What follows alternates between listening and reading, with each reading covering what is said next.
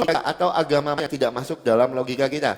Nah, terkait dengan apa yang tertulis di dalam Alkitab. Yang pertama, ketika kami ingin membuktikan kebenaran cerita Tuhan Yesus, tentang cerita Tuhan Yesus, apa benar sih Tuhan Yesus itu pernah datang ke dunia ini? Yang pertama kita bisa buktikan itu, teman-teman. Kita bisa buktikan itu melalui fakta-fakta sejarah yang ada. Karena apa?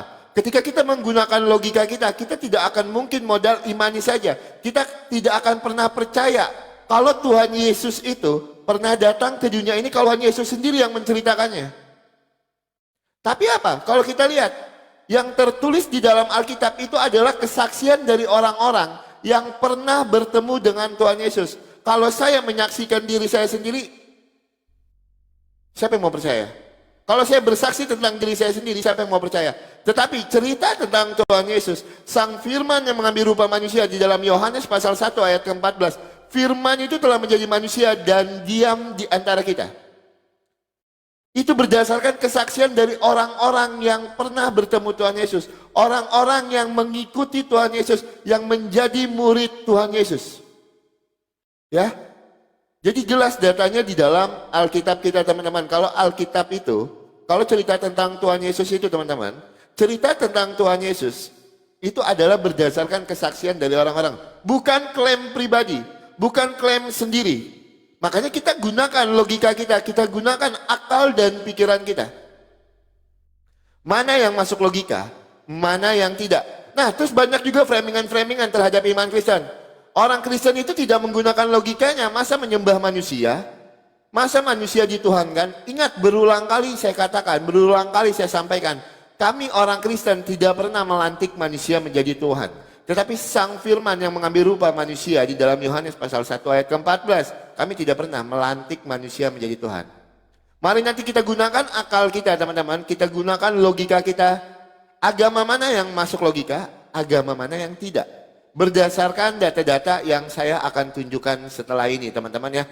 Nah, di dalam iman Kristen, tentang sains, ya, itu tidak membuktikan kebenaran apapun. Sains itu tidak membuktikan kebenaran apapun. Kalau masalah sains itu membuktikan kebenaran tentang Tuhan, berarti banyak. Berarti banyak nih teman-teman ya. Penemu-penemu sains itu, kan banyak nih penemu-penemu sains nih. Orang-orang hebat nih. Bisakah dikatakan dia Tuhan? Kalau memang landasan dasar itu adalah penemuan-penemuan. Tetapi di dalam iman Kristen, ketika kami menggunakan logika kami,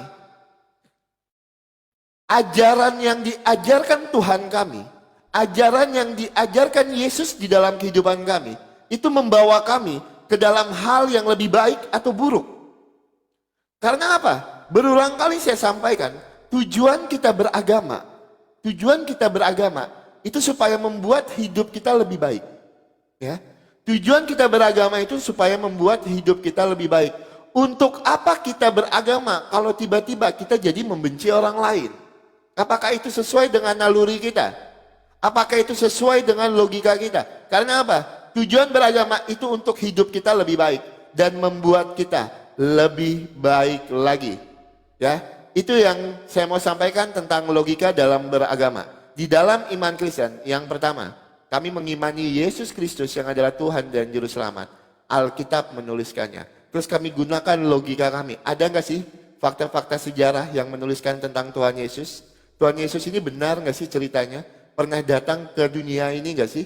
Ternyata benar. Josephus Flavius Tacitus menuliskan tentang Tuhan Yesus. Jadi jelas, data-datanya di dalam Alkitab. Bahkan ada tulisan-tulisan sejarah yang menuliskan tentang Tuhan Yesus. Ya, maka di situ kami menggunakan logika kami. Oh ya benar, Yesus ini adalah Tuhan dan Juru Selamat. Yang kedua, apa yang diajarkan Tuhan Yesus di dalam kehidupan kami? Oh luar biasa, Tuhan Yesus merubah kehidupan kami menjadi lebih baik lagi. Ya. Nah, buat teman-teman Kristen, tugas teman-teman di bawah kencengin tap-tap layarnya, diposting-posting ulang dulu teman-teman, di share-share ulang, biar roomnya aman ya teman-teman ya, biar jangan sampai kena pembatasan lagi.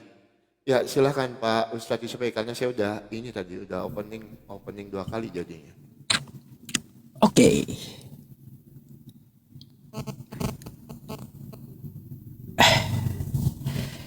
Oke. Oke teman-teman, itulah penjelasan dari Bang Oki. Ya, ada beberapa hal yang patut kita pertanyakan ya kepada Bang Oki, dan saya harap ditulis kayak saya pertanyaannya ditulis gitu ya, biar dijawab apa kan gitu. Biasanya selalu melenceng, gak masuk akal jawabannya gitu. Jadi begini Bang Oki, ya tadi Anda mengatakan umat Islam katanya selalu mengatakan Tuhan Kristen tuh gak masuk akal. Katanya gak masuk akal karena menuhankan manusia. Iya betul Bang Oki. Kau beralasan dengan Yohanes 1 nomor 14, firman itu telah menjadi manusia. Sekarang saya mau minta buktikan secara akal. Kapan Yohanes melihat firman jadi manusia dan bagaimana perubahannya? Itu ya. Ibaratnya itu ya, firman berubah dulu jadi Power Ranger, habis itu jadi Godzilla, apakah habis itu berevolusi jadi manusia, kan gitu. Nah, itu bagaimana masuk akalnya? Kata kau, ya firman menjadi manusia. Itu yang pertama. Yang kedua, Bang Oki, saya mau tanya, apakah wajar Tuhan menangis? Di kitab Anda kan Yesus tuh menangis, Tuhan menangis. Nih ya, saya bukakan dulu kepada Bang Oki. Ya, Tuhan menangis. Ya, bentar ya. Yesus menangis gitu. Yesus menangis. Sabar. Ya. Bentar ya. Lupa saya. Ayat berapa tuh Yesus menangis tuh? Yohanes 11 nomor 35. Maka menangislah Yesus, kan gitu. Sabar ya teman-teman semuanya. Loh. Kenapa lab saya nih terhenti kah? Enggak ya? Sabar. Nah, ini kalau kita lihat ya teman-teman, di sini Yohanes 11 nomor 35, maka menangislah Yesus. Ya kan kayak gitu. Jadi saya mau tanya sama Bang Oki, ya, apakah masuk akal Tuhan menangis? Iya, jangan kau beralasan, oh itu tuh manusianya itu. Ya, manusianya itu yang menangis, Tuhannya enggak menangis. Sabar dulu kawan, ya, sabar dulu. Yang kau tuhankan itu, yang kau sembah-sembah itu adalah Yesus, kan gitu. Aduh, bupering pula di YouTube saya. Sebentar ya, harus diulang nih. Jadi Bang Oki, satu aja, bagaimana masuk akalnya Tuhan menangis? Lalu apakah ada yang melihat air mata Tuhan waktu di abad pertama? Kan gitu. Ada nggak yang melihat air mata Tuhan di waktu abad pertama? Saya mau bertanya tentang masalah itu Bang Oki. Saya nggak ngerti juga, Tuhan kok bisa menangis? Menangis karena apa? Masuk akalkah Tuhan menangis? Siapa yang melihat Tuhan menangis? Ya, terus bagaimana air matanya warna kuning, hijau, biru, atau warna pelangi gitu? Karena kan apa? Karena Tuhan tuh yang menangis. Kalau manusia kan menangis air matanya bening, ya. Terus keluar dari matanya. Nah ini Tuhan menangis tuh gimana ceritanya? Mungkin dua itu dulu ya pertanyaan saya sama Bang Oki. Ya, Tuhan kok menangis? Gimana sih caranya supaya Bang Oki meyakinkan saya bahwa Tuhan menangis itu masuk akal gitu? Heran saya, kalau di dalam Islam kan Tuhan kami itu bukan manusia, ya, dia tidak akan pernah menyesal, nggak akan pernah menangis gitu. Buat apa Tuhan menangis coba? Heran saya, Tuhan menangis.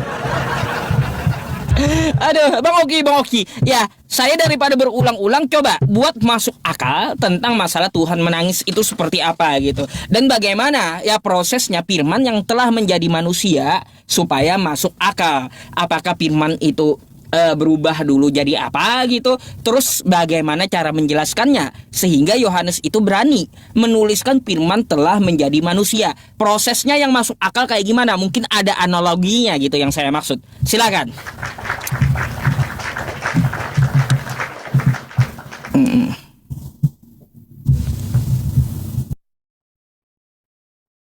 sebentar teman-teman.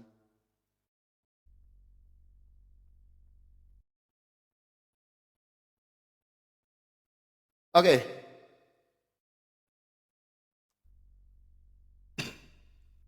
Ya, kita langsung jawab ya teman-teman ya. Yang pertama kita mau jawab. Kapan Yohanes melihat secara langsung peristiwa yang terjadi di dalam Yohanes pasal 1 ayat ke-14. Firman itu telah menjadi manusia dan diam di antara kita. Ya, ingat. Apa yang dituliskan di dalam Alkitab dari kitab Kejadian sampai dengan Wahyu. Ya. Apa yang dituliskan di dalam Alkitab itu adalah apa yang diajarkan Tuhan Yesus. Ya. Dari kitab Yohanes sampai dengan kitab Wahyu itu apa yang diajarkan Tuhan Yesus. Matius pasal 28 ayat yang ke-20. Dan ajarlah mereka melakukan segala sesuatu yang telah kuperintahkan kepadamu. Dan ketahuilah aku menyertai kamu senantiasa sampai kepada akhir zaman. Maka betul yang dikatakan Tuhan Yesus di dalam Yohanes pasal 17 ayat yang kelima. Ketika Tuhan Yesus berkata, sebelum dunia ada, aku telah ada.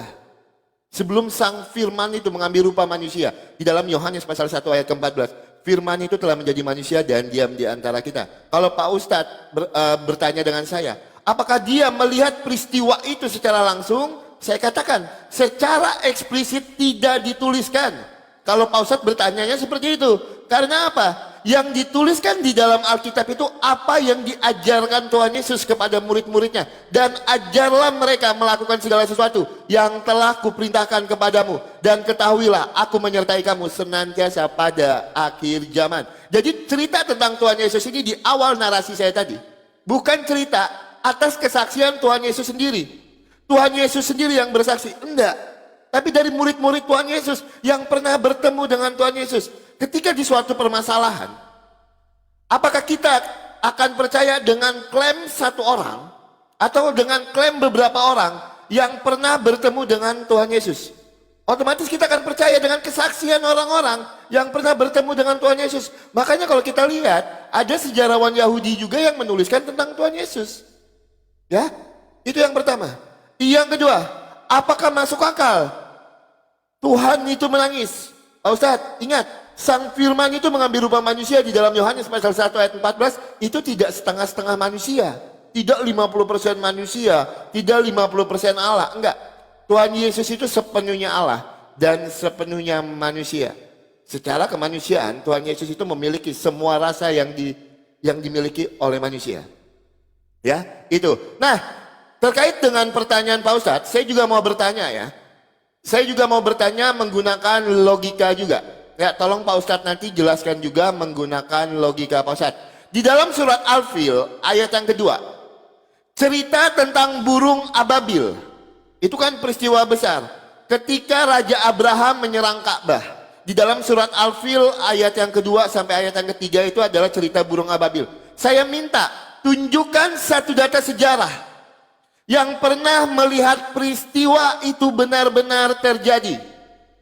Cerita tentang burung ababil di dalam surat Al-Fil. Ya, itu kan cerita tentang Raja Abraha.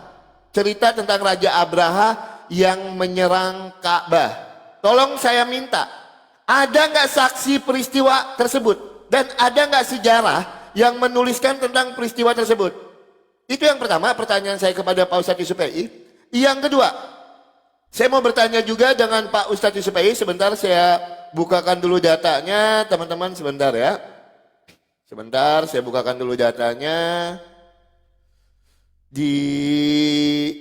Sebentar. Laptop aku baru hidup soalnya. Sebentar ya, teman-temannya. Oke. Di dalam Sahih Bukhari 6862. Bukhari 68. Sebentar ya. 6862 saya tunjukkan kepada Pak Ustadz Yusuf PI dan juga saya minta tolong jelaskan ini menggunakan logika. Bentar, kita tunjukkan dulu teman-teman Kristen, kencengin tap-tap layarnya teman-teman. Sahih Bukhari 6862 derajatnya sahih. Bukankah ini saya baca dari sini aja ya. Tangan Allah selalu penuh, tidak kurang karena memberi nafkah, dan selalu dermawan baik siang maupun malam. Beliau bersabda lagi, bukankah kalian telah melihat apa yang dibelanjakannya semenjak dia menciptakan langit dan bumi? Pertanyaan saya, Allahmu belanja apa ketika dia menciptakan langit dan bumi? Dan belanjanya di mana? Tolong jelaskan menggunakan logika. Apa yang dibelanjakannya dan belanjanya di mana? Silakan Pak Sukai. Oke. Gampang ya. Saya akan jawab dulu ya teman-teman. Siapa saksi sejarah ya? Sejarah burung ababil. Wah, berhamburan ya teman-teman. Kalau kita lihat data tuh berhamburan masalah sejarah burung ababil itu ya. Salah satunya nih saya tunjukkan ya, dalam literasi Islam, burung ababil itu disaksikan oleh siapa nih? Ini ya. Datanglah Nufail bin Habib. Itu salah satunya ya, saksinya ya, saksi berdiri di samping gajahnya ya. Tuh saksinya ya, saksi kejadian masalah burung ababil. Kalau kita baca sejarahnya banyak ya, siapapun di sini yang tertulis menjadi saksi. Bahkan salah satunya adalah kakeknya Rasulullah, Abdul Muthalib ya teman-teman semuanya, yang mana Abdul Muthalib itu disita unta beliau oleh Abraha gitu. Karena apa? Karena Abraha waktu datang ke Makkah semuanya takut apa yang tersisa diambil oleh Abraha gitu. Jadi pas kebetulan yang diambil untanya Abdul Muthalib kan gitu. Kakeknya Rasulullah punya unta. Jadi beliau langsung menghadap Abraha. Hai Abraha, kalau kau mau menghancurkan Ka'bah ya, itu ada pemiliknya, tapi kembalikanlah untaku. Itu salah satunya ya.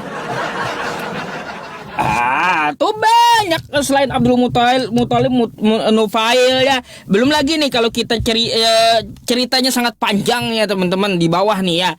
Kebanyakan gitu Bang Oki ya. Orang-orangnya pada saat itu yang menyaksikan Abraha datang menyerang Ka'bah.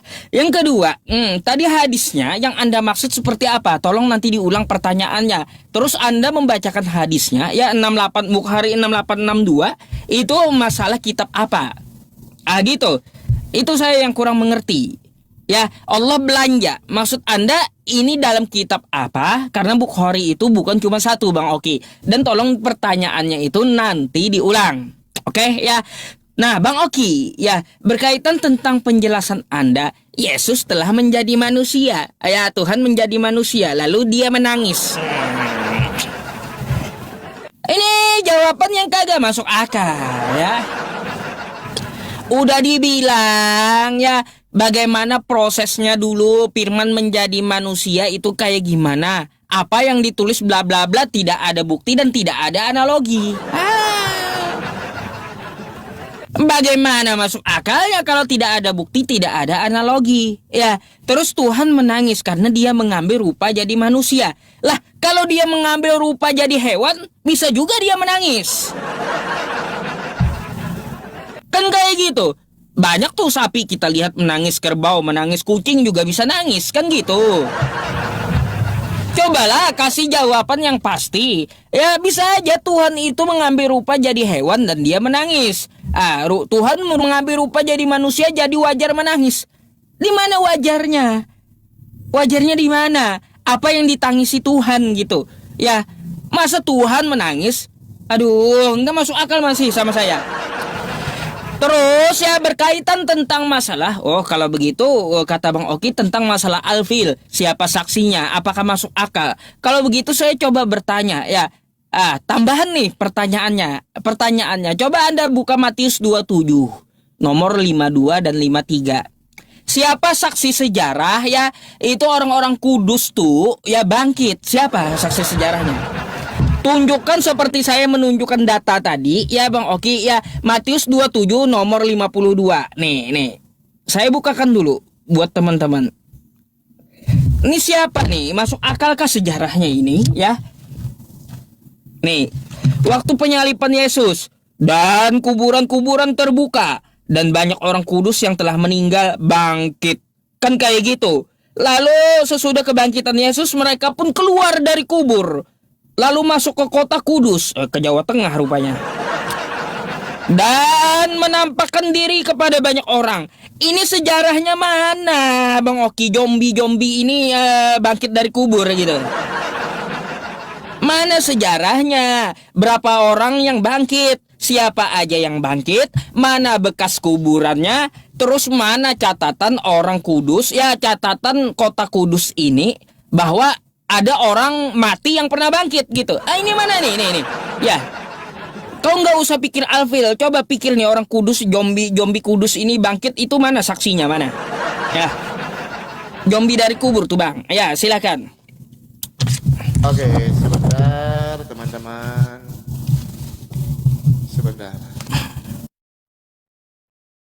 Sebentar ya, silakan diterima. Ya, saya rasa Pak Ustadz Yusuf ini kan komalnya salah satu komal yang rame ya teman-teman ya. Pak Ustadz tahu cara berdiskusi. Pak Ustadz kalau diskusi ingin menunjukkan siapa orang yang melihat peristiwa burung ababil, jangan Pak Ustadz cuma tunjukin begini aja modelnya Pak Ustadz. Ini loh novel loh. Terus Pak Ustadz tidak tunjukkan sumbernya apa, tidak diceritakan, cuma ditunjukkan. Ini loh novel. Kita nggak tahu cerita itu cerita tentang apa. Tolong tunjukkan saya Pak Ustadz literasinya. Ya, websitenya itu dari mana? Tolong ditunjukkan, jangan cuma ditunjukkan nama. Kalau cuma diskusi menunjukkan nama, nanti anak kecil pun bisa diskusi seperti itu ya Pak Ustadz ya. Kan penggemarnya banyak, kan rame toh penontonnya. Itu tolong tunjukkan. Ketika Pak Ustadz mengatakan Naufal tadi yang menjadi saksi peristiwa burung ababil itu, tolong nanti Pak Ustadz tunjukkan. Ini misalnya saya contohkan dulu Pak Ustadz. Sebelum saya jawab pertanyaan Pak Ustadz, biar sama-sama enak ya. Sebelum saya jawab pertanyaan Pak Ustadz Yusuf sebentar. Nih misalnya nih cerita burung ababil, biar sama-sama belajar gitu ya teman-teman ya. Jadi begini nih misalnya nih kalau kita mau tunjukkan datanya, Pak Ustadz tunjukkan dulu website yang digunakannya Pak Ustadz. Misalnya seperti ini. Nih websitenya ini, ceritanya ini, siapa yang ngomong. Jangan cuma tunjukkan nama terus selesai. Itu gimana itu? Ya, nah terus Pak Ustadz tadi bertanya kepada saya di dalam, sebelum saya jawab ya, hadis Bukhari. Oke, kita coba ya. Ini Pak Ustadz, saya tunjukkan datanya. Saya kalau bertanya itu nggak nunjukin data. Ya, Bukhari 6862 pada Fathul Bahri, nomor 7411. Ya, derajatnya sahih ya, isnadnya sahih. Ya, Fathul Bahri 7411. Itu kita baca ya teman-teman ya. Rasulullah bersabda, tangan Allah selalu penuh tidak kurang karena memberi nafkah dan selalu dermawan baik siang maupun malam. Beliau bersabda lagi, bukankah kalian telah melihat apa yang dibelanjakannya semenjak dia menciptakan langit dan bumi dan tidak berkurang sedikit pun apa yang ada di tangannya. Pertanyaan saya,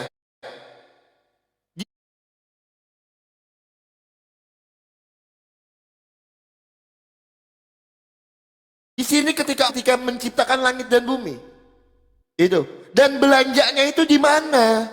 Itu loh. Ayo kita gunakan logika kita. Kalau memang ada logika yang ingin menjelaskan ayat ini, silahkan dijelaskan. Nah, ketika Pak Ustadz Yusuf tadi bertanya kepada saya, apakah mungkin Tuhan itu menangis? Loh, Tuhan berbicara tentang Tuhan Yesus, kita akan berbicara tentang dwi naturnya. Tuhan Yesus yang sepenuhnya Allah dan sepenuhnya manusia. Ya. Nah, secara kemanusiaan betul Tuhan Yesus memiliki rasa-rasa manusia seperti kita. Kita bisa bersedih, kita bisa lapar, kita bisa haus, kita bisa kelelahan. Loh betul. Kenapa? Berbicara tentang Tuhan Yesus, kita akan berbicara tentang dwi naturnya. Tuhan Yesus yang sepenuhnya Allah dan Tuhan Yesus yang sepenuhnya manusia. Nah, yang jadi aneh Pak Ustadz, ketika di dalam iman Pak Ustadz dikatakan belanja waktu menciptakan langit dan bumi. Itu yang saya bingung. Belanjanya belanja apa? Belanjanya belanja di mana? Ketika dia menciptakan langit dan bumi, apakah sudah buka Alfamart atau toko-toko bangunan gitu? Apakah sudah buka sehingga dia belanja ketika dia menciptakan langit dan bumi? Itu. Nanti tolong Pak Ustadz jelasin ya. Tolong Pak Ustadz jelasin. Saya tidak akan menjawab dulu pertanyaan Pak Ustadz yang terakhir tadi sebelum Pak Ustadz menunjukkan kepada siapa? Siapa saksinya? yang melihat peristiwa burung ababil. Ya, peristiwa Raja Abraha yang menyerang Ka'bah. Biar enak diskusinya. Pak Ustadz menjawab, Pak Ustadz tunjukkan literasinya biar saya juga bisa cross check di tempat saya. Literasi yang Pak Ustadz tunjukkan biar sama-sama enak. Seperti saya, ketika saya bertanya, saya tunjukkan datanya. Hadisnya hadis Bukhari 6862, kitabnya kitab Fathul Bahri 7411. Gitu ya. Jadi jelas derajatnya juga saya tunjukkan. Derajatnya sohi. Ya Pak Ustadz ya. Itu dulu mungkin yang saya mau datanya dari Pak Ustadz. Saya tidak menambah pertanyaan saya. Saya mau Pak Ustadz menjawab dulu menggunakan data dan dalil. Silakan Pak Ustadz, supaya teman-teman Kristen dikencengin teman-teman. Ya, sebentar, masih 3 detik lagi ya.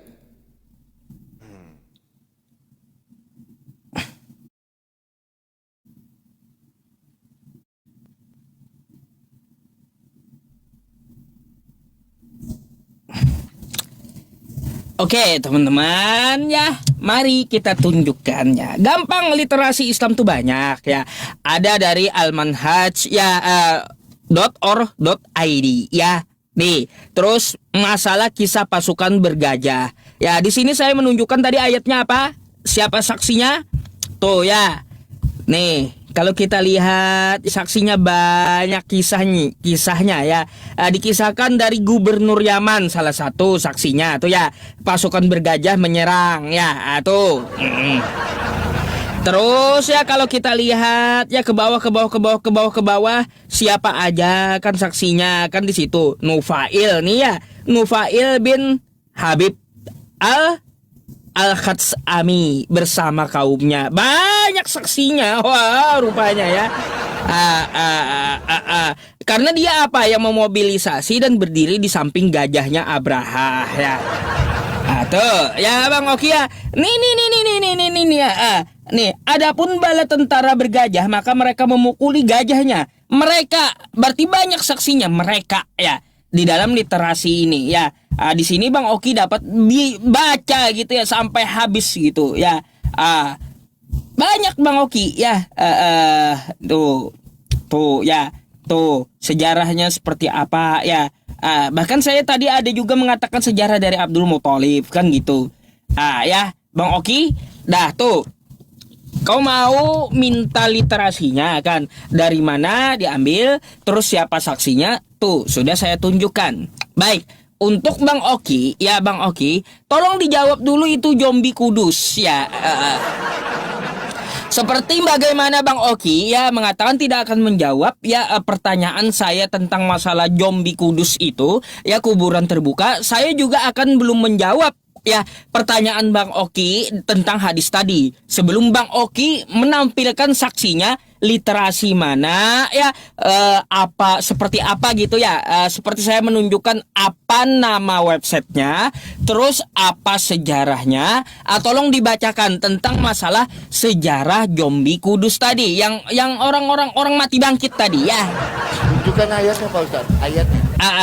Di Matius 27 ya, Matius 27 nomor 52 tadi ya. Nih. Ya. Matius 27 nomor 52. Dan kuburan-kuburan terbuka dan banyak orang kudus yang telah meninggal bangkit. Dan sesudah kebangkitan Yesus, mereka pun keluar dari kubur. Wah, ini ada yang bangkit dari kubur, spektakuler ini teman-teman ya. Sangat spektakuler kan kayak gitu. Mereka pun keluar dari kubur lalu masuk ke kota Kudus dan menampakkan diri kepada banyak orang. Ini mana sejarahnya dan dari website apa ya? Terus tolong saksinya siapa ya? Tolong tunjukkan nama saksinya. Terus berapa orang yang bangkit? Ya, bekas kuburannya mana? Kan gitu. Jombi Kudus ini. Ya saya akan jawab ya pertanyaan Bang Oki, gampang itu ya, tentang masalah penciptaan langit dan bumi. Allah membelanjakan apa, kata Bang Oki, gampang itu ya. Gampang bagi saya menjawab hal itu. Tapi yang penting Bang Oki dijawab dulu mana sejarahnya masalah Jombi Kudus ini. Sebagaimana tadi saya menjelaskan tentang Abraha. Nih Bang Oki websitenya dari Al-Manhaj, siapa saksinya, ceritanya semuanya ada. Bahkan ada yang ada dari Gubernur Yaman. Ya, berdiri pula Nufail tadi di samping gajah Abraha. Bayangkan kayak gitu. Nah, saya harap Bang Oki juga menunjukkan seperti saya tunjukkan. Dari website apa, ya zombie kudus ini berapa yang bangkit, terus siapa aja yang bangkit namanya, terus bekas kuburnya mana. Terus catatan orang kudus itu mungkin yang di Jawa Tengah ada catatannya, ada berapa zombie yang masuk di kota kan gitu. Itu tuh, ini masuk akal atau tidak nih agama? Ya kan kayak gitu. Ya masuk akal sejarah nggak gitu? Itulah Bang Oki yang saya pertanyakan dulu ya. Saya akan carikan juga literasi Allah membelanjakan apa. Padahal di situ ya teman-teman saya kasih kisi-kisi sedikit. Ketika Allah menciptakan langit dan bumi, bukan berarti ada Alfamart, bukan ya. Bukan berarti. Apa yang dimaksud dibelanjakan ya? Coba Bang Oki ya jawab dulu. Nanti akan saya bukakan hadisnya. Kitab Sahih Bukhari 646268 ya. 6268 atau 7411 tadi silakan. Oke teman-teman, menarik ya teman-teman ya. Siap guys. Oke teman-teman, sebentar kita tunggu tanding ulangnya dulu.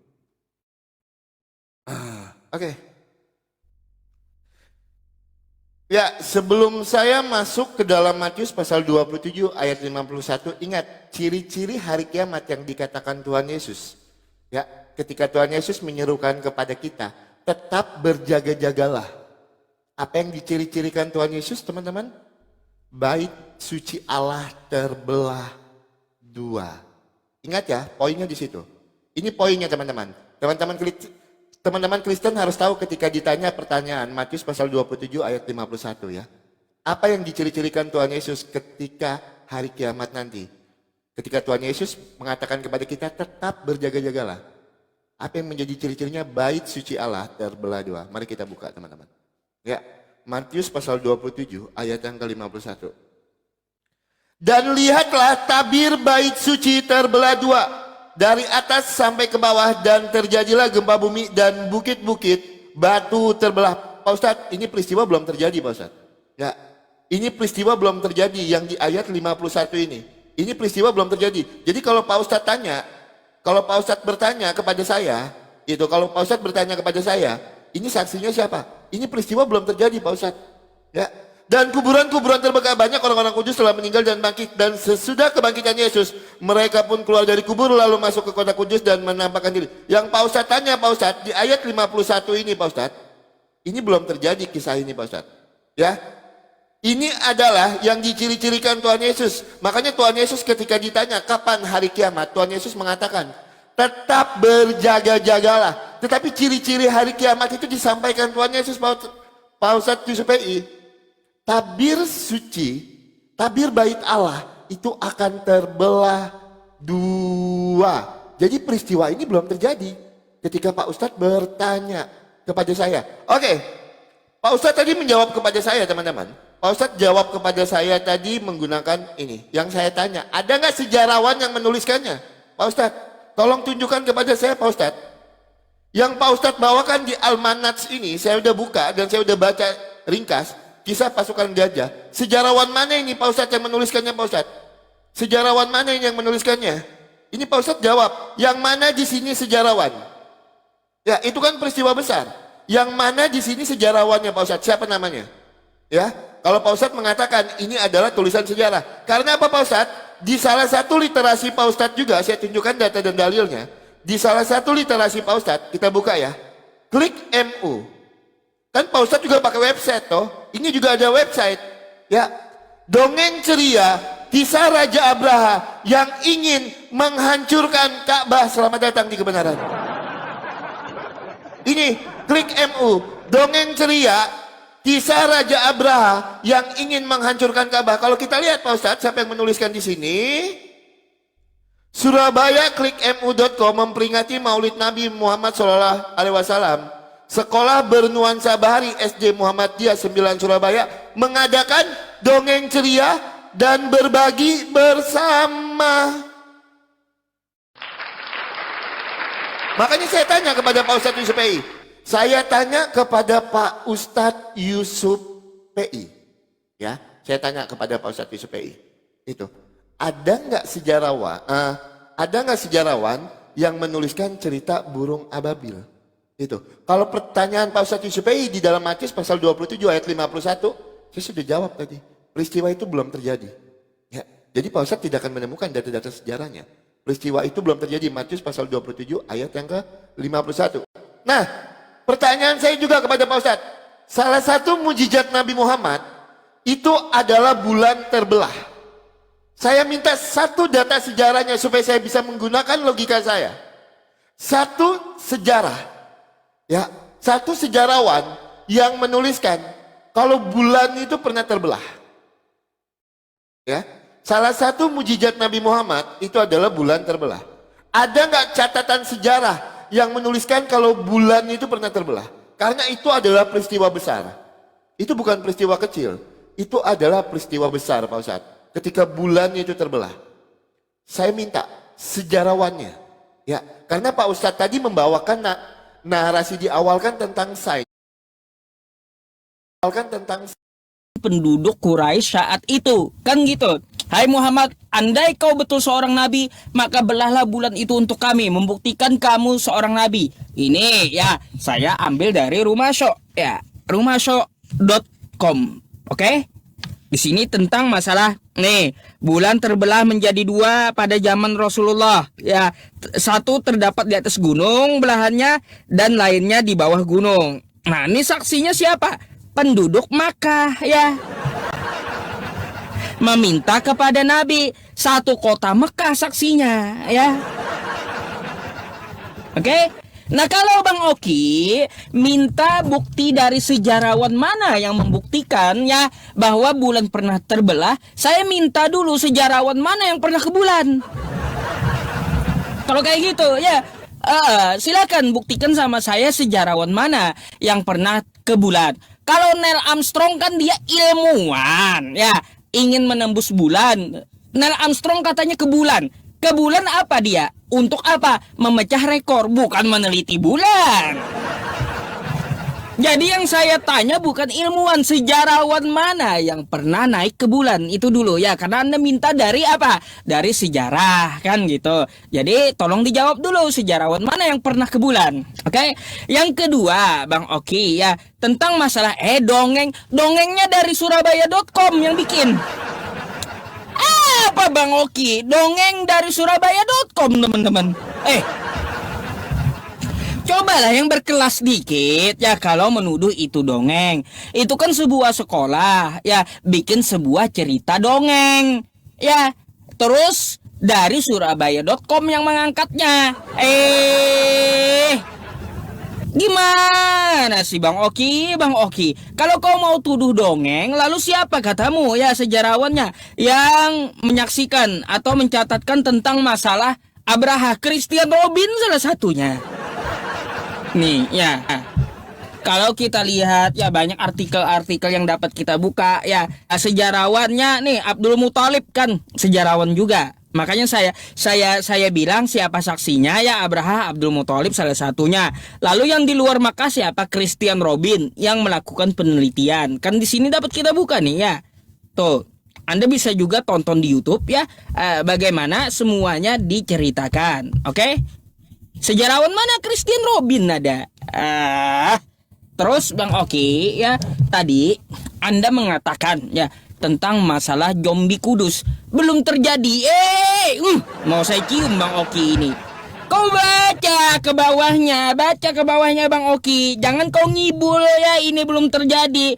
Baca ke bawahnya. Kepala pasukan dan prajurit-prajuritnya menjaga Yesus menjadi sangat takut ketika melihat gempa bumi. Dan di situ ada banyak perempuan yang melihat, yaitu perempuan-perempuan mengikuti Yesus dari Galilea. Siapa aja? Di antaranya terdapat Maria Magdalena. Udah terjadi zombie kudus tuh ya. Nih, ya zombie kudus tuh salah satunya ketika Yesus disalib, saksinya Maria Magdalena katanya kan gitu. Yang saya tanya mana sejarawannya? Ya sejarawan mana yang menyaksikan zombie kudus ini bangkit? Karena di sini yang melihat ya salah satunya yang mengikuti Yesus waktu disalib, waktu zombie kudus itu terjadi ya Maria Magdalena. Ya, dan Maria ibu Yakobus, dan Yusuf dan ibu anak-anak dari Zebedeus. Udah terjadi. Ya, udah terjadi itu zombie kudus. Kau bilang belum terjadi. Ngaco, buktinya saksinya ada. Sekarang sejarawannya mana? Sejarawan mana yang menuliskan ada orang-orang yang bangkit dari kubur? Coba jelaskan. Jelaskan ya. Oke, jangan ngeles lagi belum terjadi. Ini udah terjadi kawan ya. Nah, itu dulu. Kau nggak baca bawahnya sih ya. Alasannya itu belum terjadi. Dibantah kitabmu sendiri kan? Sebentar. Noise ya Pak Ustadz ya? Enggak? Silakan dimute Pak Ustadz. Oke, teman-teman kita langsung jawab ya teman-teman ya. Ya teman-teman kencengin tap-tap layarnya teman-teman. Ada yang menarik yang habis ini saya harus bahas ya teman-teman ya. Saya harus bahas. Habis ini ada yang menarik ya teman-teman ya. Itu. Teman-teman Kristen, di Matius pasal 27 ayat 51. Ayat 51 itu ya, 51, 52. Itu adalah peristiwa yang belum terjadi. Tapi ayat 53 ke bawah, itu adalah peristiwa saat penyaliban Tuhan Yesus. Betul, saya tidak menyangkal itu. Tapi dari peristiwa bait suci Allah itu terbelah dua, itu adalah ciri-ciri yang disampaikan Tuhan Yesus. Pada hari kiamat nanti, ciri-ciri akan mendekati hari kiamat itu. Bait suci Allah itu terbelah dua. Itu adalah peristiwa yang belum terjadi Pak Ustadz. Ya, tapi dari ayat 53 dan seterusnya Pak Ustadz, itu peristiwa saat penyaliban Tuhan Yesus. Saya paham ayat itu dan saya membaca ayat itu. Ya, jadi Pak Ustadz mau paksakan gimana pun, Pak Ustadz mau paksakan gimana pun sejarah memang belum terjadi. Apa yang saya mau tunjukkan? Belum terjadi itu. Ya, itu yang pertama teman-teman. Yang kedua, Pak Ustadz, ketika Pak Ustadz bertanya sama saya, sejarawan mana yang pernah naik ke bulan? Saya tidak bertanya itu tadi. Di awal narasi Pak Ustadz, api di dasar laut itu kan sesuatu yang sains. Yang saya tanya dengan Pak Ustadz tadi, sejarah sains mana yang menuliskan bulan itu pernah terbelah? Itu yang saya tanya, bukan sejarawan. Sejarah sains mana? Sains yang mana menuliskan kalau bulan itu benar-benar pernah terbelah? Kan itu peristiwa besar. Itu loh. Itu yang pertama. Yang kedua, Pak Ustadz bawa-bawa Christian Robin. Pak Ustadz, kalau bawa AI, ini ya, Pak Ustadz harus baca sampai ke bawah. Jangan atasnya doang dong. Nggak bagus itu. Oke, ini kan Pak Ustadz. Pak Ustadz, ini ya. Data yang Pak Ustadz bawakan ya. Kita baca di bawahnya teman-teman. Jadi Robin memisahkan antara inti peristiwa sejarah invasi Abraha dengan elemen-elemen mujizat burung ababil yang ia anggap sebagai bagian dari narasi keagamaan. Bukan apa Pak Ustadz? Pak Ustadz sini lihat. Bukan fakta sejarah. Selamat datang di kebenaran. Dibaca sampai habis dong, pelan-pelan ya. Jadi, Christian Robin atau Robin memisahkan antara inti peristiwa sejarah invasi Abraha dengan elemen-elemen mujizat burung ababil yang ia anggap sebagai bagian dari narasi keagamaan. Bukan fakta sejarah literal yang bisa diverifikasi secara empiris melalui catatannya. Selamat datang di kebenaran. Banyak catatan sejarah yang menuliskan tentang peristiwa burung ababil, banyak. Christian Robin, baca dong kesimpulannya Christian Robin itu. Apa yang disimpulkannya? Jangan cuma atas yang dibaca, bawahnya nggak dibaca. Saya ulangi pelan-pelan saya bacakan biar kita paham teman-teman.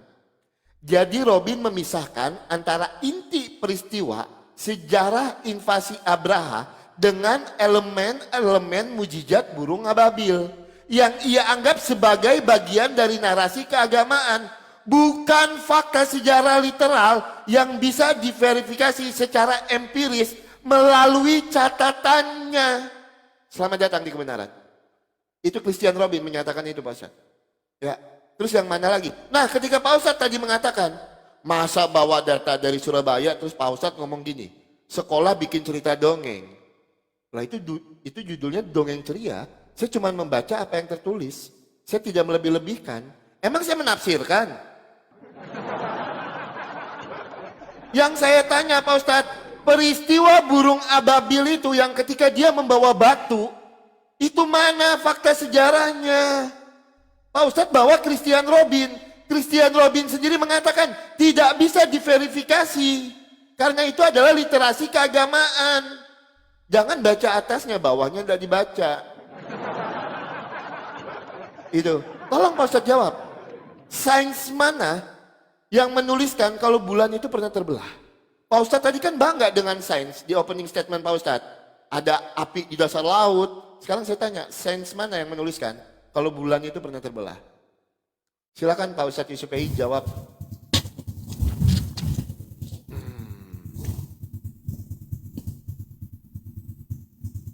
Sebentar ya teman-teman ya. Tanding ulang.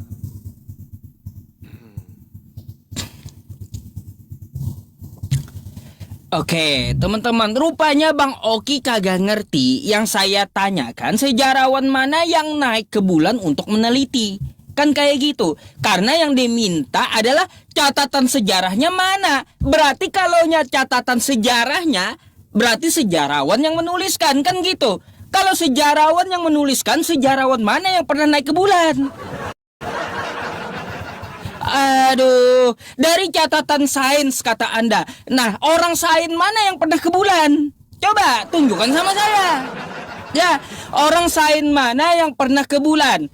Kalau kata Anda Neil Armstrong. Neil Armstrong itu meneliti bulan atau mau ke bulan? Ya. Apakah Neil Armstrong itu memutari bulan gitu setiap sudut bulan? Nah, itu yang saya tanya, orang sains mana yang pernah ke bulan? Siapa yang pernah sampai? Kalau alasannya Neil Armstrong, apakah Neil Armstrong itu meneliti bulan keseluruhan? Coba saya tanya, coba jawab dulu ya. Sejarawan mana atau orang sains mana yang pernah ke bulan? Oke? Karena kan Anda minta sejarahnya. Nah terus ya tentang permasalahan ya Raja Abraha. Baca dong dari Robin tadi kata Bang Oki. Bacanya lain dari situs, dari AI teman-teman ya.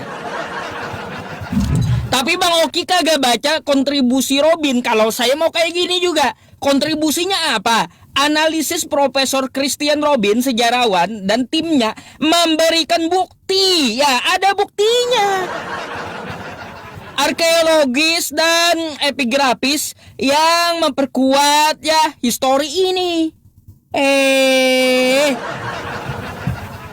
Rupanya nggak baca keseluruhan ya. Kalau membantah Christian Robin apa tuh kontribusinya? Kan kayak gitu juga.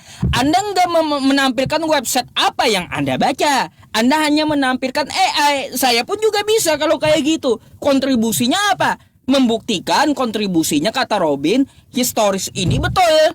Kayak gimana? Kalau dipisahkan antara sejarah dan agama ya boleh gitu. Tapi kan terbukti gitu. Ada historisnya, ada penelitian dari dia. Tuh kontribusinya. Oke? Dibantah Robin sendiri kau bang. Terus juga ya Bang Oki. Nih tentang masalah kata kamu ya tadi ayat 51 ya 51 dan 52 itu belum terjadi. Lihat dulu kalau kayak gitu kawannya. Berarti kalau Bang Oki ya teman-teman tidak mengakui ini telah terjadi, berarti Yesus tidak tersalib ya. Karena belum terjadi berarti penyalipan Yesus kan. Kan katanya di sini kalau kita lihat Yesus mati. Ya, Yesus mati sampai ayat 50. Ya, 50 Yesus berseru dengan suara nyaring lalu menyerahkan nyawanya. Berarti belum terjadi ini, ya, belum terjadi. Belum terjadi Yesus mati. Karena kata Bang Oki 51 dan 52 ini ya belum terjadi kata Bang Oki. 53-nya lagi-lagi sudah terjadi. Ini kayak gimana? Cuma 2 ayat yang belum terjadi, semuanya terjadi. Satu perikop teman-teman. Ini macam mana? gimana sih? Ilmu dari mana Anda ngambil ini belum terjadi? Sedangkan di sini cerita rentetan dari kematian Yesus. Kalau Anda mengatakan ini belum terjadi, ya berarti ya Bang Oki, Anda keluar aja dari Kristen. Berarti Kristen ya mengatakan bahwa Yesus belum tersalib. Kalau kayak gitu.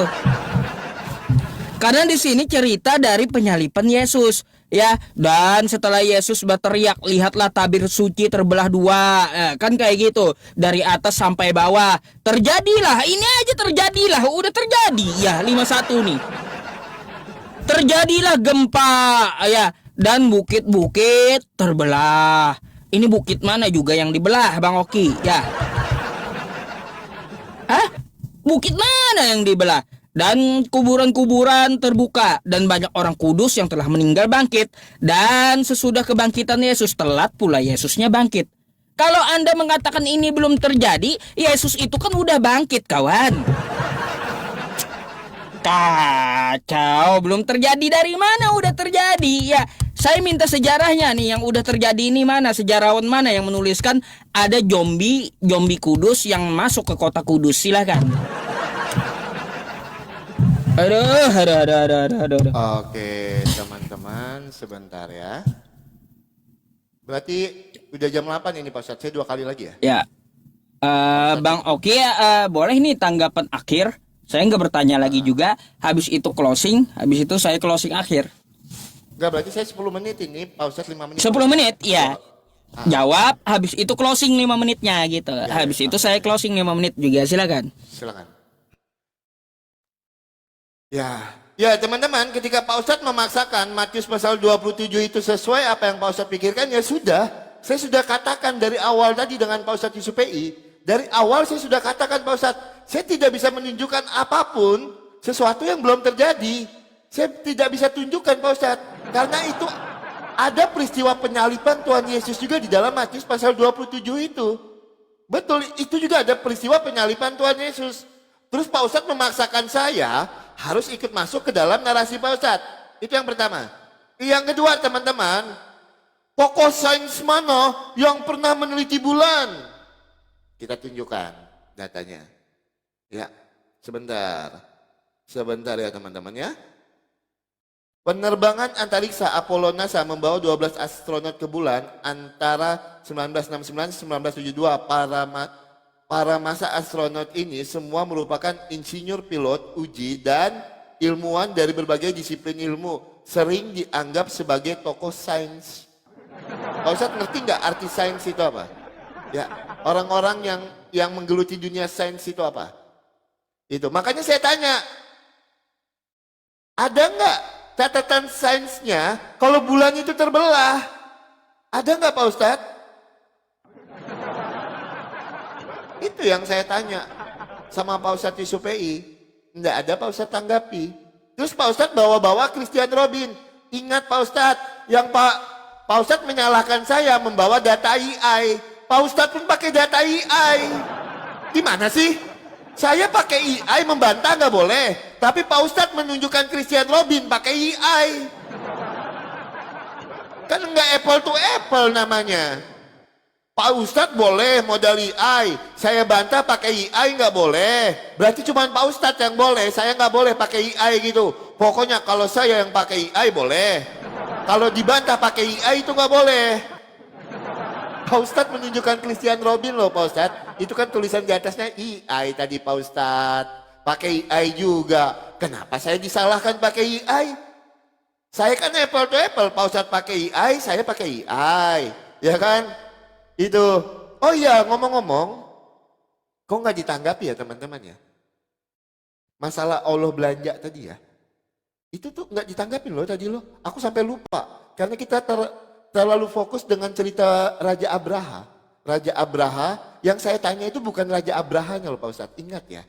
Itu, yang saya tanya dengan Pak Ustadz itu bukan tentang cerita Raja Abraha menyerang Ka'bah.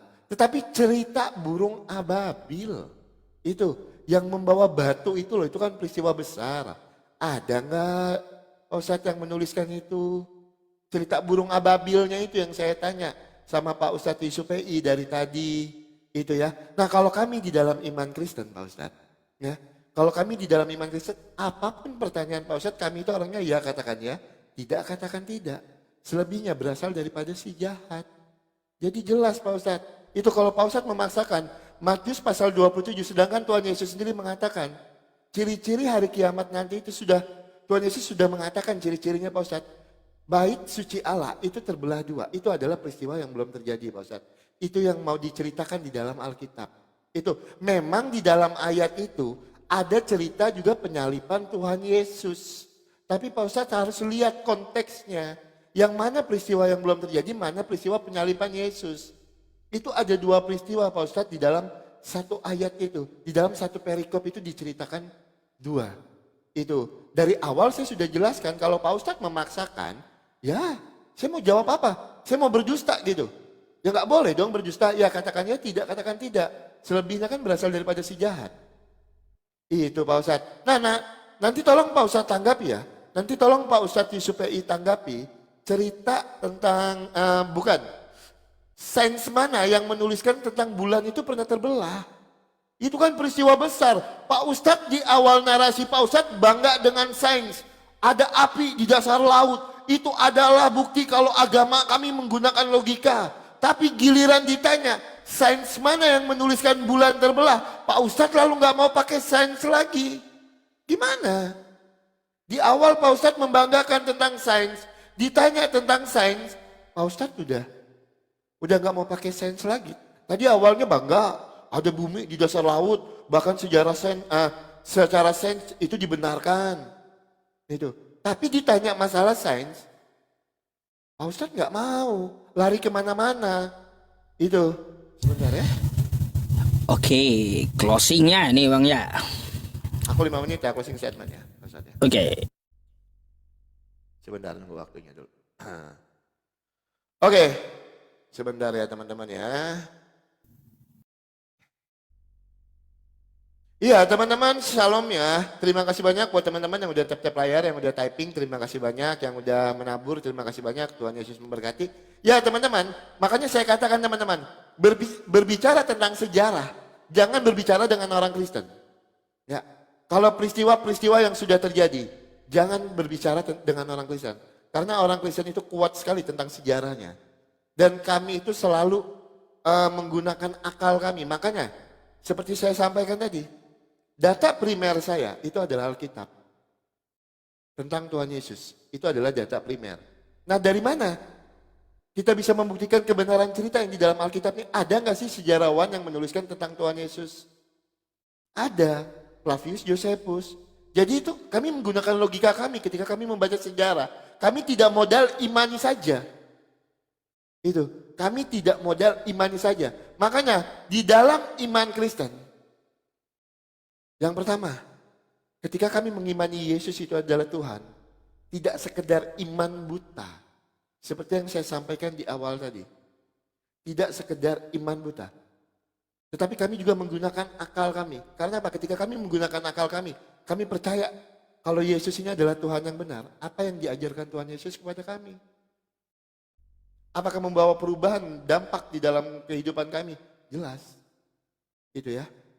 Nah, terkait pertanyaan dari Pak Ustadz Yusufi tadi yang saya sudah jawab semua, saya tidak boleh nyebrang lagi nih teman-teman ya. Karena saya closing statement. Itu.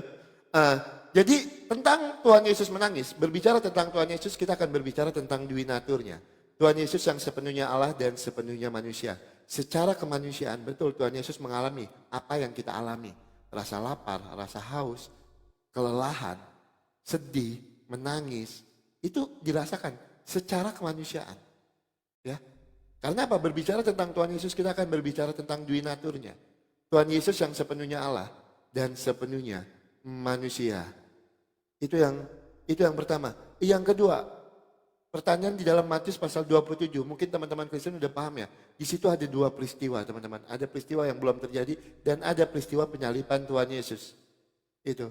Nah yang ditanyakan itu adalah peristiwa yang belum terjadi teman-teman. Itu sebenarnya kalau saya mau asal-asalan baca aja ayat selanjutnya itu ada Maria Magdalena yang melihat peristiwa itu. Tapi yang dilihat Maria Magdalena di situ bukan peristiwa orang-orang kudus itu, tetapi peristiwa penyaliban Tuhan Yesus. Mau saya buktikan kalau saya mau jawab ngawur itu gampang. Misalnya di dalam Matius pasal 27 ayat yang ke-56. Di antara mereka ada Maria Magdalena, Maria ibu Yakobus dan Yusuf dan ibu anak-anak Zebedeus. Kalau saya mau mengatakan itu menjadi saksinya gampang. Itu. Tapi yang mereka saksikan itu adalah penyalipan Tuhan Yesus. Peristiwa penyalipan Tuhan Yesus. Ya, bukan peristiwa tabir bait suci Allah itu terbelah. Itu ada dua peristiwa yang berbeda di dalam satu perikop itu. Makanya kita harus pahami. Ketika membaca Alkitab itu kita harus benar-benar menggunakan hikmat kita. Supaya kita boleh mengerti apa yang tertulis di dalam Alkitab itu sendiri. Ya, buat teman-teman Kristen, terima kasih banyak untuk support dan dukungannya melalui tap-tap layar, melalui typingan. Terima kasih yang sudah membagikan live ini, yang sudah menabur, terima kasih banyak. Teman-teman yang mengambil kesimpulan, ya, teman-teman semua yang mengambil kesimpulan, agama mana yang bisa dibuktikan menggunakan logika, agama mana yang tidak bisa dibuktikan menggunakan logika. Kita coba gunakan logika kita dalam beragama, tapi yang terpenting dari semua itu teman-teman, 2026 ini ayo terima Tuhan Yesus sebagai jalan dan kebenaran dan hidup. Yohanes pasal 14 ayat yang ke-6. Akulah jalan dan kebenaran dan hidup, tidak ada seorang pun yang dapat sampai kepada Bapa kalau tidak melalui aku. Ya, ayo di 2026 ini kita terima Tuhan Yesus sebagai jalan dan kebenaran dan hidup supaya kalian penuh damai sukacita di dalam kehidupan kalian ya teman-teman ya. Supaya semakin banyak jiwa-jiwa yang diselamatkan, semakin banyak orang percaya Yesus Kristus itu adalah Tuhan dan Juru Selamat. Kristen itu ketika kita menggunakan logika bisa, menggunakan sejarah bisa, menggunakan iman bisa. Kenapa kami selalu percaya Yesus itu adalah Tuhan dan Juru Selamat? Dibuktikan menggunakan Alkitab, Alkitab menuliskan, dibuktikan mengenai sejarah, sejarah menuliskan, dibuktikan dengan logika, logika masuk akal untuk menceritakan tentang Tuhan Yesus. Terima kasih banyak untuk Pak Ustadz Yusupei. Mohon maaf kalau ada kata-kata saya yang salah. Silakan Pak Ustadz Yusupei, closing statement. Oke.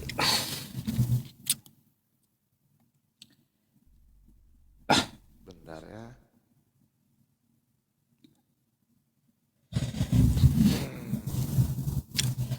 Ya, di closing statement ini teman-teman saya tidak nyebrang lagi, tidak bertanya lagi kan kayak gitu, tapi ambil kesimpulan. Nah, beberapa literasi tadi ya udah dijelaskan oleh Bang Oki ya, itu Anda simpulkan gitu, masuk akal atau enggak kan kayak gitu. Terus ada literasi yang perlu saya tanggapi dari penelitian yang ke bulan tadi, tidak ada meneliti bulan terbelah kan kayak gitu. Terus untuk masalah burung ababil, tanggapan saya katanya Christian Robin pakai AI lah. Yang di awal tadi kan saya ada tuh menunjukkan beberapa literasi, beberapa website tentang masalah cerita yang diteliti oleh Christian Robin gitu. Anda bisa ulang videonya nanti gitu ya. Jadi seperti itu saja ya teman-teman. Saya hanya menekankan sesuai dengan yang dikatakan oleh Bang Oki. Mari kita menggunakan akal. Mana yang bisa dibuktikan dengan akal dan mana yang tidak bisa dibuktikan dengan akal. Gini cerita ya cerita. Cerita sesuatu itu pasti dapat kita buktikan. Kalau satu perikop ya, apalagi Bang Oki kan di kitabnya itu perikop. Tidak mungkin lah satu disisihkan, satu tidak kan gitu. Itu adalah satu kesatuan dari ceritanya kan kayak gitu setahu saya. Ya kalau seperti itu ya belum terjadi. Kalaupun belum terjadi, maka sebenarnya saya ingin bertanya dengan Bang Oki. Kalau seperti itu, mana bukti pakunya Yesus, teruskan tiang salibnya Yesus? Kan kayak gitu. Cuma sudah waktu habis, saya hanya menanggapi saja dan tidak bertanya lagi. Silakan Anda menilai sendiri. Teman-teman semuanya, yang jelas ya Tuhan kita ya di dalam diskusi ini Allah Subhanahu wa taala tidak pernah menangis ya. Jadi jangan sampai kita mengikuti Tuhan yang bisa menangis. Itu saja. Ikuti Tuhan yang kuat, yang tidak menangis, tidak menyesal gitu ya kawan-kawan. Karena Rasulullah Shallallahu alaihi wasallam pun diperintahkan seperti itu. Qul in kuntum tuhibbunallah fattabi'uni yuhibbukumullah. Apabila kamu mencintai Allah maka ikuti apa yang diturunkan kepada Nabi. Nuzila ala Muhammad wa huwal haqqu mir rabbihim kan gitu. Apa yang diturunkan kepada Nabi Muhammad itu adalah kebenaran dari Tuhan. Terus kalau kita membaca juga Quran surah Al-Baqarah ayat 119 ya, inna arsalna kabil haq, kami mengutus Nabi Muhammad itu dengan kebenaran. Ya teman-teman, Dan kalau kita membaca juga di dalam Quran surah Al-An'am ayat 153, wa anna hadza sirati mustaqiman fattabi'uh. Ya, sesungguhnya jalan yang lurus, ya, jalan menuju Allah, yaitu adalah jalannya Nabi Muhammad yang lurus, maka ikutilah jalan beliau. Ya, jadi seperti itu. Nah, jadi yang pasti-pasti aja ya, yang pasti-pasti menjamin ya keselamatan ya, menjamin kita, contoh ya, Allah menjamin umat Islam masuk surga kan gitu. Di dalam Quran surah Maryam 72, "Tsumma nunajjil ladzina taqaw wa nadzaru dzalimina fiha jisiyya." Dan Allah menyelamatkan umat Islam dan membiarkan orang kafir di neraka kan gitu. Yang pasti-pasti aja ada ayatnya gitu. Terus juga Nabi Muhammad menjamin umat Islam, kullu ummati yadkhulunal jannah illa man aba. Ya, semua umatku pasti masuk surga kecuali yang enggan. Maka dari itu ya teman-teman, udah jalannya lurus dan berjanji ya menjamin keselamatan, jangan mengikuti yang katanya juru selamat tapi ternyata tidak selamat dan tidak ada jaminannya kan gitu. Itu aja sih ya, bukan framing ya teman-teman. Silahkan mari kita berpikir ya. Dalil sudah saya paparkan ya. Terus jalannya seperti apa sudah dipaparkan. Maka dari itu, afala ta'qilun, afala tatafakkarun. Apa kamu tidak mikir? Apa kamu nggak punya akal? Akal ini adalah yang diberikan Allah untuk mencerna mana yang masuk akal, mana yang tidak masuk akal. Ya, teman-teman semuanya, ya saya berterima kasih kepada Bang Oki. Mohon maaf atas segala kekurangan ataupun ada kosakata yang menyinggung gitu ya. Karena apa? Kita di waktu diskusi ya memang kita harus berantem gitu.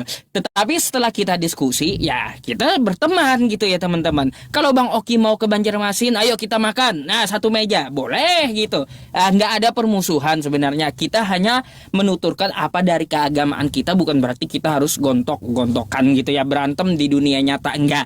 Jadi seperti itu. Terima kasih Bang Oki ya atas diskusinya malam hari ini, dan terima kasih untuk teman-teman yang di luar agama Islam yang menyaksikan di tempat Bang Oki. Semoga ya diskusi saya dengan Bang Oki ini menjadi asbab hidayah untuk Anda semuanya dan penambah pengetahuan untuk Islamnya. Terima kasih. Assalamualaikum warahmatullahi wabarakatuh untuk Islam. Selamat malam untuk kawan-kawan Kristen ya. Oke, terima kasih banyak Pak Ustadz Yusuf Edi. Sama-sama.